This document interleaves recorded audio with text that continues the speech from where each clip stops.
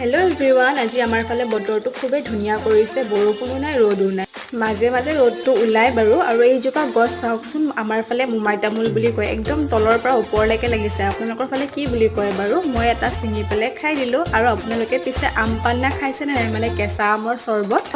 এইকেইদিন প্ৰায় ভিডিঅ'বোৰত দেখি আছিলোঁ, চ' মোৰো খাবলৈ মন গ'ল। গছত যিহেতু কেঁচা আম আছেই, পকা আমৰ চৰ্বত খাইছোঁ বাৰু, কেঁচা আমৰ মই ফাৰ্ষ্ট টাইম বনাইছোঁ।